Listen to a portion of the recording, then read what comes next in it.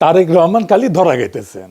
তারেক রহমান যদি নিজে নিজে বুঝে কথা বলে তাহলে নিজের বেকুবিতে ধরা গেতেছেন, আর যদি উনি কারো বুদ্ধি শূন্য কথা বলেন তাহলে উনারা গাড্ডায় ফেলতেছে তার আশেপাশের লোকেরা। আগের বার খালেদা জিয়ার শাসন আমলে যা হয়েছিল আশেপাশের লোকেরা গাড্ডায় ফেলছিল, এবার তাই হইতেছে। নিতান্তই স্বল্প বুদ্ধির বেকুবেরা উনারা ধূর পটাইতেছে। যাই হোক, আলাপে আসি। আগে একটা ভিডিও দেখে আলাপ আসি, ওই ভিডিও নিয়েই আলাপ।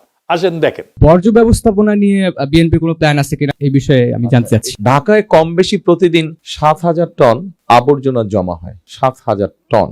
এর মধ্যে আমরা বিদেশি কিছু কোম্পানির সাথে কথা বলেছি, প্রাইমারি আলোচনা করেছি আমরা।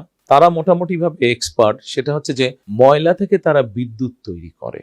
আমরা তাদেরকে দিয়ে বলানোর চেষ্টা করছি, তাদের সাথে কথা বলছি আমরা প্রাইমারি লেভেলে, আমরা আমাদের লেভেলে কথা বলেছি তাদের সাথে যে তোমরা ময়লা থেকে বিদ্যুৎটা কিভাবে করবে এবং তোমরা ময়লাটা নিজেটা কালেকশন করবে কিনা, অথবা কিভাবে কালেকশন করে নিয়ে এসে ময়লাটা, অর্থাৎ এই জন্য বললাম যে এখন যে ভাবে বিদ্যুৎটা উৎপাদিত হচ্ছে, আপনাকে আইদার ন্যাচারাল রিসোর্স গ্যাস ব্যবহার করতে হচ্ছে, গ্যাসটা এখানে আপনার ব্যবহার হয়ে যাচ্ছে, অথবা আপনাকে কোল ইম্পোর্ট করতে হচ্ছে, অথবা ফার্নেস অয়েল ইম্পোর্ট করতে হচ্ছে। তো যেই দুটো আপনাকে ইম্পোর্ট করতে হচ্ছে, গ্যাস হয়তো আমাদের নিজেদের এখনো আছে গ্যাস, সেটা আমরা ব্যবহার করছি, কিন্তু কোল বা ফার্নেস অয়েল এটা তো ডলার দিয়ে ইম্পোর্ট করছে। কিন্তু আমরা যদি ময়লা থেকে আমাদের যে আবর্জনা সারা দেশে, এটাকে যদি একটা সিস্টেমের পরিকল্পনার মধ্যে নিয়ে আসি এবং এটার থেকে যদি আমরা বিদ্যুৎটা উৎপাদন করতে পারি, তাহলে এটার বিদ্যুৎ উৎপাদনের র মেটেরিয়ালটা কি হচ্ছে? ময়লা, আবর্জনা। এবং এই আবর্জনাটা যেই কোম্পানিগুলা কিনে নিবে তারা তো টাকা দিয়ে কিনছে, ডলার দিয়ে কিনছে না। সো দ্যাট আমরা ওইখানে কিছু হলে আমাদের ডলার আমরা সেভ করতে, বৈদেশিক মুদ্রা আমরা সেভ করতে পারি।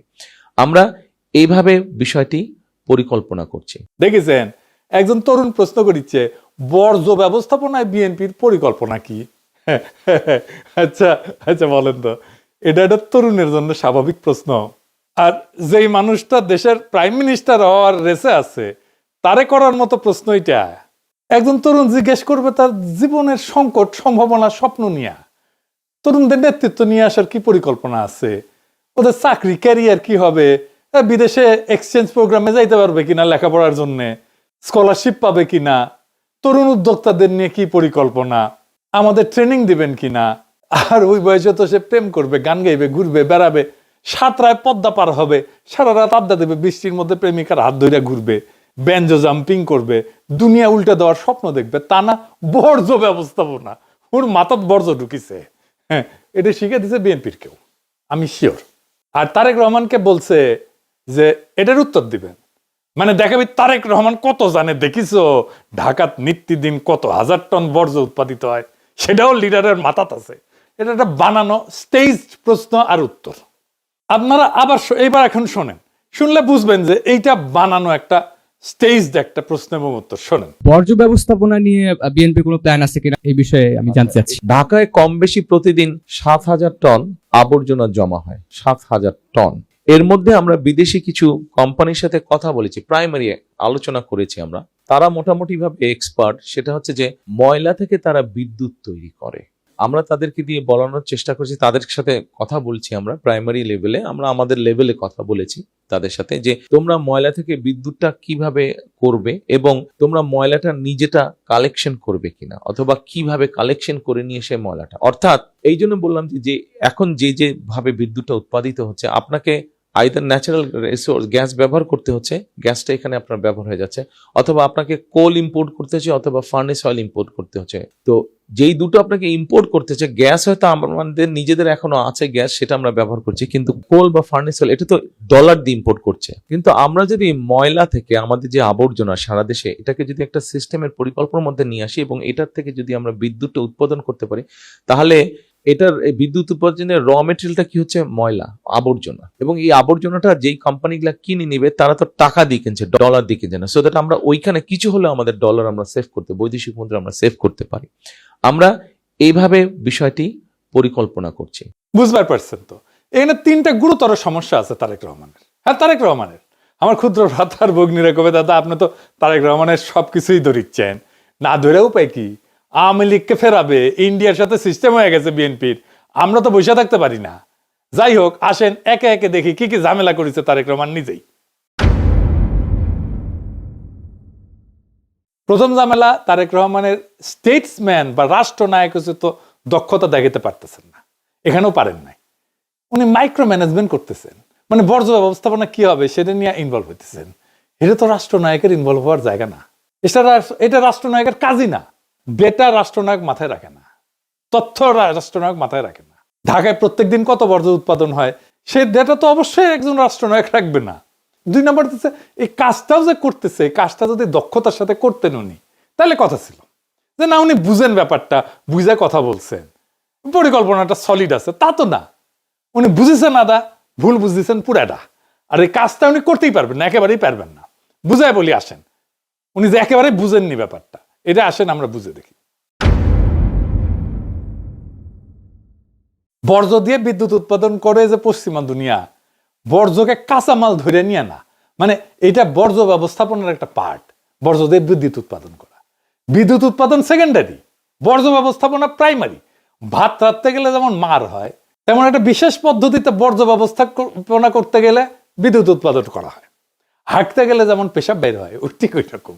আপনি হাঁটতে গেছেন, পেশাব করতে যান নাই তো, কিন্তু পেশাব হয়। এইরকম বিদ্যুৎ হয়। এটা আপনার আলাদা করে পরে পেশাব করতে হয় না, আপনার উদ্দেশ্য হাগা, পেশাব করা না। ঠিক তেমন বর্জ্য দিয়ে বিদ্যুৎ উৎপাদনের লক্ষ্য হইতেছে বর্জ্য ব্যবস্থাপনা, বিদ্যুৎ উৎপাদন না। বিদ্যুৎ তৈরি করা না, বিদ্যুৎ তৈরি হয়ে যায়। তারেক রহমান বলতেছেন কয়লা, ফার্নেস অয়েল যেমন বিদ্যুৎ বানানোর কাঁচামাল, তেমন কাঁচামাল বর্জ্য না, একেবারেই না। বর্জ্য দিয়ে বিদ্যুৎ উৎপাদন করতে গেলে যে কারখানা লাগবে তার খরচা অনেক বেশি। কত বেশি আমরা দেখব। বর্জ্য থেকে বিদ্যুৎ উৎপাদনের খরচাও কয়লার 2 গুণ, গ্যাসের প্রায় 3 গুণ, সৌর বিদ্যুতের 4 গুণ। 1 মেগাওয়াটের কারখানায় যদি বর্জ্য থেকে বিদ্যুৎ করতে হয় তাহলে $10 মিলিয়ন লাগে। তার মানে সবচেয়ে ছোট 10 মেগাওয়াটের যদি একটা প্ল্যান্ট করতে চাই তাহলে $100 মিলিয়ন লাগবে। কয়লায় যদি খুব আলট্রা সুপার ক্রিটিক্যাল টেকনোলজি, এটা মানে সবচেয়ে ভালো একদম, আমরা যদি একটা কারখানা বানাই তাতেও এর খরচা 1/3। বর্জ্য থেকে বিদ্যুতের যে কারখানা তার 1/3, 3 ভাগের 1 ভাগ। মানে এই যে বর্জ্য থেকে বিদ্যুৎ বানানো, এটা যে ধান্দা, আশেপাশের লোক ধান্দা করিছে, বুঝেছেন তো কি লেভেলের ধান্দা হবে, বুঝেছেন? সব সিস্টেম করে ফেলিছে, এটা থেকে ওনার লোকজন ধান্দা করবে। আর একটা সমস্যা টেকনিক্যাল, এটা বুঝে দেখি, কিন্তু এটা বুঝেছেন তো যে বর্জ্য দিয়া বিদ্যুৎ উৎপাদন করাটা এটা বর্জ্য ব্যবস্থাপনার একটা পার্ট। বিদ্যুৎ উৎপাদন করাটা প্রাইমারি কাজ না, বিদ্যুৎ সেকেন্ডারি কাজ, বর্জ্য ব্যবস্থাপনা প্রাইমারি কাজ। এবার টেকনিক্যাল সমস্যাটা একটু বুঝে দেখি। সব বর্জ্য থেকে বিদ্যুৎ হয় না। মানে বর্জ্য মানে কি কি, আমরা বর্জ্যের তালিকা একটু পরে দেখবো, আগে জেনে নেওয়া দরকার। বর্জ্য থেকে 2 রকম কারখানা করা যায় বিদ্যুৎ উৎপাদনে। 2 ধরনের বর্জ্য থেকে, যেগুলো পোড়ানো যায়, যেমন কাগজ, কার্ডবোর্ড ইত্যাদি। এগুলো পুরায় বাষ্প বানানো হয়, ওইটা দিয়ে টারবাইন ঘোরে বিদ্যুৎ তৈরি হয়। আরেকটা হইতেছে জৈব বর্জ্য, যেমন যে খাবার রান্নাঘর থেকে যেগুলো আসে, এগুলো দিয়ে বায়োগ্যাস তৈরি করা হয়, আরেক ধরনের প্ল্যান্ট লাগে। তার মানে 2 ধরনের বিদ্যুৎ তৈরি করা যাবে 2 ধরনের কারখানা থেকে। যেমন ধরেন গৃহস্থালী বর্জ্য, সাধারণ মানুষের দৈনন্দিন জীবনে উৎপন্ন বর্জ্য, হাগামোতা ইত্যাদি ইত্যাদি। খাবারের উচ্ছিষ্ট, ভাত, ডাল, সবজি, মাছ, ফল ইত্যাদি। রান্নাঘরের বর্জ্য, এই যে সবজি তরকারি কাটছে এগুলো। কাগজ, কার্ডবোর্ড, প্লাস্টিক, পলিথিন, বোতল, কাপড়, পুরানো জামা, কাঁচ, বোতল, গ্লাস, তারপর ক্যান, টিন, ছাই, ধুলা, এগুলো বর্জ্য, গৃহস্থালী বর্জ্য। এগুলো জৈব অংশ দিয়া বায়োগ্যাস করা যায়। জৈব বর্জ্য যেগুলো, মানে যেগুলো পচনশীল, খাবারের উচ্ছিষ্ট, খাবারের বর্জ্য, সবজি, ফল, তারপরে মল মূত্র, কৃষির উচ্ছিষ্ট, খড়, গাছের পাতা ইত্যাদি ইত্যাদি। এইটা বিদ্যুৎ উৎপাদনের সবচেয়ে উপযোগী, এটা দিয়ে বায়োগ্যাস তৈরি করা হয়, তারপরে ওইটা দিয়ে বিদ্যুৎ উৎপাদন। তারপরে ধরেন কাগজ, প্লাস্টিক বর্জ্য, পেট বোতল, কার্ডবোর্ড, প্যাকেট, এই সমস্ত একটা প্রসেসের মধ্যে দিয়ে দহনযোগ্য করে নেওয়া হয়, তারপরে এগুলো পোড়াইতে হয়, পোড়ায় বাষ্প তৈরি করা হয়, ওইটা দিয়ে টারবাইন ঘোরে বিদ্যুৎ তৈরি হয়। কাগজজাত বর্জ্য ধরেন খবরের কাগজ, কার্টুন, প্যাকেজিং বাক্স ইত্যাদি ইত্যাদি। এগুলোকে ফার্নেসের মধ্যে দিলেই কালে হবে না, এগুলোকে দহনযোগ্য করে নিতে হবে, শুকায় নিতে হয়, এটার মধ্যে যেন পানি টানি না থাকে, বুঝিসাও? আবার অনেক বর্জ্য আছে কিন্তু যেগুলো কোনোভাবে এটা দিয়ে কোনো কিছু করা যাবে না। যেমন ধরুন কনস্ট্রাকশনের যে বর্জ্য, ইট, বালু, সিমেন্ট, কংক্রিট, টাইলস, এই সমস্ত ভাঙা চোরা, এগুলো দিয়ে বিদ্যুৎ উৎপাদন করা যায় না। শিল্পের বর্জ্য আছে, ইন্ডাস্ট্রিয়াল ওয়েস্ট, কারখানা থেকে উৎপন্ন রাসায়নিক বর্জ্য, যেগুলো নদীর ফেলে আর কি, দেখেছেন না, তেল, গ্রিজ, ধাতব স্ক্র্যাপ, এই সমস্ত, এগুলো বর্জ্য দিয়ে তো বিদ্যুৎ উৎপাদন করা যাবে না। তারপরে ধরেন একটা ইম্পর্টেন্ট বর্জ্য আছে যেটা পচনশীল, কিন্তু এটা আপনি কিছুই করতে পারবেন না, এটা হচ্ছে চিকিৎসা বর্জ্য, ক্লিনিক্যাল ওয়েস্ট। এটা সবচেয়ে ঝুঁকিপূর্ণ। ব্যবহৃত সিরিঞ্জ আছে, রক্তমাখা ব্যান্ডেজ, প্যাথোলজির বর্জ্য, রক্ত মলমূত্র কপ, ডায়াগনস্টিক সেন্টার থেকে যে সমস্ত জিনিস বাড়ায়, এক্সে ফিল্ম, এগুলোর প্যাকেট ইত্যাদি, মেয়াদ উত্তীর্ণ ওষুধ, এগুলো তো কিছুই করা যাবে না, এগুলো একদম পুড়ায় ফেলতে হয় আলাদা করে। ইলেকট্রনিক বর্জ্য আছে, যেমন ধরেন আপনার মোবাইল ফোন নষ্ট হয়ে গেছে, কম্পিউটার, টিভি, ব্যাটারি, এগুলো বর্জ্য দিয়ে তো বিদ্যুৎ উৎপাদন করা যায় না। তো আমাদের গৃহস্থালী বর্জ্য দিয়েও যদি আমরা বিদ্যুৎ উৎপাদন করতে যাই, তাহলে তো আমাদের আলাদা করতে হবে। তারপরে যাবে কাঁচামাল হিসাবে, মানে জৈব বর্জ্যগুলো একদিকে যাবে, কাগজ টাগজগুলো আরেক দিকে যাবে, কাঁচ আরেক দিকে যাবে, আমরা তো সবগুলো একসাথে করে ফেলি, তাই না? তো এই সেগ্রিগেশন হয় কোথায়? উৎসে, যেখানে তৈরি হয়, মানে ঘরের মধ্যে, বাসার মধ্যে। আমাদের বাসা তো ইউরোপে আপনি চাইলে এই সবকিছু একটার মধ্যে ভরে নিয়ে ডাস্টবিনে ফেলে দিতে পারবেন না, আলাদা 3 ধরনের ডাস্টবিন আছে। আপনার এখানে 3 ধরনের বর্জ্য 3 ধরনের ডাস্টবিনে আপনি ঘরের মধ্যেই ফেলবেন, আলাদা করবেন, তারপরে যে 3 ধরনের ডাস্টবিনে ফেলবেন। এইটা হচ্ছে সেগ্রিগেশন। এইটা করতে পারলে তখন ওইখান থেকে নিয়ে যে আপনি বায়োগ্যাস বানান, আপনি পুরান, যাই করেন সেটা করেন। এই শিক্ষাটা কমিউনিটিতে থাকতে হবে, এই শিক্ষাটা কমিউনিটিতে শেখাইতে হবে, সময় লাগে। এই সিস্টেম ইমপ্লিমেন্ট করতে কত টাইম লাগবে ভাবেন তো। এখন আপনি বর্জ্য আলাদা করবেন উৎসে। যাই হোক, ফাইনালি বড় সমস্যা যেটা করিছে সেটা আসি, এটার সাথে সার্বভৌমত্বের প্রশ্ন যুক্ত। আমি কালে ওনার বক্তব্য বারবার শুনেছি, উনি বলছেন আমরা বিদেশি কিছু কোম্পানির সাথে কথা বলছি, প্রাইমারি লেভেলে আলাপ করছি, তাদের দিয়ে কাজ করানোর চেষ্টা করছি, আমরা এইভাবে বিষয়টা পরিকল্পনা করছি। আর একবার শোনেন, ঢাকায় কম বেশি প্রতিদিন 7,000 টন আবর্জনা জমা হয়, 7,000 টন। এর মধ্যে আমরা বিদেশি কিছু কোম্পানির সাথে কথা বলেছি, প্রাইমারি আলোচনা করেছি আমরা। তারা মোটামুটি ভাবে এক্সপার্ট, সেটা হচ্ছে যে ময়লা থেকে তারা বিদ্যুৎ তৈরি করে। আমরা তাদেরকে দিয়ে বলানোর চেষ্টা করছি, তাদের সাথে কথা বলছি আমরা প্রাইমারি লেভেলে, আমরা আমাদের লেভেলে কথা বলেছি তাদের সাথে, যে তোমরা ময়লা থেকে বিদ্যুৎটা কিভাবে করবে এবং তোমরা ময়লাটা নিজেটা কালেকশন করবে কিনা, অথবা কিভাবে কালেকশন করে নিয়ে এসে ময়লাটা। আমি কিন্তু কোনো একটা শব্দ নতুন করে যোগ করি নাই, কোনো শব্দ বাদও দেই নাই, কারণ এখানে শব্দই সাক্ষ্য। প্রশ্নটা খুবই সাধারণ। তারেক রহমান আপনারাই জিজ্ঞেস করতেছে, আপনি কি নির্বাচিত? আপনি কি সোভারেন স্টেট? আপনি কি সার্বভৌম রাষ্ট্রকে প্রতিনিধিত্ব করেন? আপনি শপথ নিছেন? আপনাকে কি সংবিধানে অধিকার দিছে রাষ্ট্রের হয়ে বিদেশি প্রতিষ্ঠানের সাথে রাষ্ট্রীয় প্রকল্প নিয়ে কথা বলার ক্ষমতা দিছে? এর উত্তর না। তাহলে প্রশ্ন, কোন পরিচয়ে আপনি আলাপটা করলেন, আর কোন বৈধতায় সেটা জনসভায় ঘোষণা করলেন? এটা তো কোনো ব্যবসায়িক আলাপ না। বিদেশি প্রতিষ্ঠানের সাথে রাষ্ট্রীয় প্রকল্প নিয়ে কথা বলা মানে ডিপ্লোমেসি, কূটনীতি। ডিপ্লোমেসি কার কাজ? রাষ্ট্রের। ডিপ্লোমেসি করে নির্বাচিত সরকার সাংবিধানিকভাবে দায়িত্বপ্রাপ্ত হইয়া। আপনি ক্ষমতা প্রার্থী, ক্ষমতার অ্যাসপিরেন্ট, এরা এই ডিপ্লোমেসি করে না। কারণ বিদেশি প্রতিষ্ঠান তো এই কথাবার্তা শুনবে কিভাবে? শুনে মনে করবে যে এই ব্যক্তি রাষ্ট্রের হয়ে কথা বলতেছে। এটা বিপদ। এখানে আর দল নাই, ব্যক্তি নাই, এখানে শুরু হয় ইমপারসোনেশন, মানে রাষ্ট্র সেজে অভিনয় করা। আপনি রাষ্ট্র সেজে অভিনয় করছেন বিদেশি প্রতিষ্ঠানের সাথে। আপনি যদি বলতেন আমি ভাবতেছি বা আমি করতে চাই, এটা আমার ভীষণ, তা কিন্তু বলেন না। উনি বলছেন কথা বলছি, আলোচনা করছি, পরিকল্পনা করছি। উনি আলোচনা করে ফেলছেন অলরেডি, তাদের দিয়ে করানোর চেষ্টা করছি, এই কথা বলছে। এই ভাষা ভবিষ্যতের না, এই ভাষা এমন যে মনে হইতেছে উনি রাষ্ট্রের হয়ে কাজ করতেছেন, চলমান রাষ্ট্রের কার্যকলাপের ভাষা। মানে উনি ডিফেক্টো প্রাইম মিনিস্টার হয়ে গেছেন, বাস্তবে কার্যকর রাষ্ট্রীয় আচরণ করতেছেন উনি। কিন্তু ওনার আইনগত ক্ষমতাই নাই, আইনে ওনার হাতে ক্ষমতা আসেনি, কিন্তু আচরণে ওনার ক্ষমতা চালু হয়ে গেছে। এই ফাঁকটার নাম শ্যাডো স্টেট ক্রাফট, ছায়া রাষ্ট্র চর্চা, রাষ্ট্রবিজ্ঞানের ভাষায়। আইনগত ক্ষমতা ছাড়া ক্ষমতার বাস্তব প্রয়োগ, আপনি এটাই করতেছেন। আর এইটার রাস্তা খুলে দিয়েছে প্রফেসর ইউনূস। এই আর্মি টার্মি এইরকম প্রোটেকশন দিয়ে, রাষ্ট্রীয় প্রোটোকল দিয়ে ওনারা এই কাজটা করে দিছে। এই প্রশ্ন তো শুধু আইনগত না, এটা গণতান্ত্রিক। এই কথাবার্তা কারা জানলো? কিছু বিদেশি কোম্পানি যাদেরকে পছন্দ করে বা যাদের সাথে তার লোকদের, বিএনপির লোকদের গুটু আছে, তারা জানলো ভবিষ্যতে কোথায় ধান্দা করা যাবে। কিন্তু সংসদ জানলো না, নাগরিক জানলো না, ব্যুরোক্রেসি জানলো না, রাষ্ট্রের ইনস্টিটিউট জানলো না। এটা তো পরিকল্পনা মন্ত্রণালয় ছাড় দিবে না, দিবে না তো। পরিবেশ মন্ত্রণালয় ছাড় দিবে না তো। এগুলো সবগুলো চাল লাগবে। অর্থ মন্ত্রণালয় ছাড় দিবে না। কারণ আপনি বেশি খরচা কইরা বিদ্যুৎ বানাইতেছেন, এটা তো এফিসিয়েন্ট না। অর্থ মন্ত্রণালয় কেন ছাড় দেবে? টাকা দেবে কেন? বাংলাদেশের নাগরিক তার ট্যাক্সের পয়সা কেন দেবে? আমাকে বুঝান। 3 গুণ বেশি দাম দিয়ে বিদ্যুৎ বানানোর জন্য বাংলাদেশের মানুষ তার ট্যাক্সের পয়সা কেন দেবে? আপনার দলের লোককে ধান্দা করার জন্য? সংসদীয় কমিটি থাকবে না, ওখানে বিরোধী দলের লোক থাকবে না, ওটা ক্যাক করে ধরবে। আর আপনি বিদেশি প্রতিষ্ঠানের সাথে আলাপ করা শুরু করে দিচ্ছেন। বাহ, এখন কইতে পারেন এটা তো ভালো উদ্দেশ্যে করা হয়েছে। গণতন্ত্র উদ্দেশ্য দিয়ে চলে না, গণতন্ত্র চলে সীমা দিয়ে, বৈধতা দিয়ে। ভালো উদ্দেশ্য দিয়ে রাষ্ট্রের সীমা ভাঙা যায় না, কর্তৃত্বের সীমা ভাঙা যায় না, নতুন কর্তৃত্ব তৈরি করা যায় না। কর্তৃত্ব তৈরি হবে, শপথ করেন, জিতে আসেন, যদি জিতে আসতে পারেন তারপরে করেন।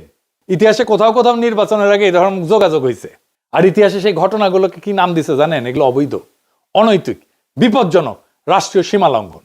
আজও সেগুলো পড়ানো হয় নেগেটিভ প্রেসিডেন্স হিসাবে বা নেতিবাচক দৃষ্টান্ত হিসাবে রাষ্ট্রবিজ্ঞানে।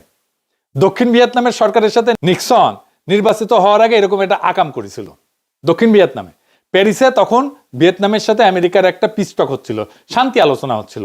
মানে তখন তাইলে শান্তি আলোচনা করে আমেরিকান সোলজার এমনি এমনি চলে আসতো সম্মানজনকভাবে। এটাই ছিল অবজেক্টিভ। প্রেসিডেন্ট ছিল জনসন।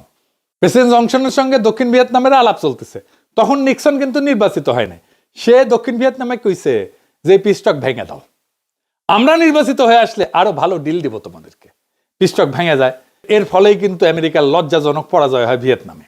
এইটারে ইতিহাসে বলে প্রি ইলেকশন স্যাবোটাজ নিক্সন।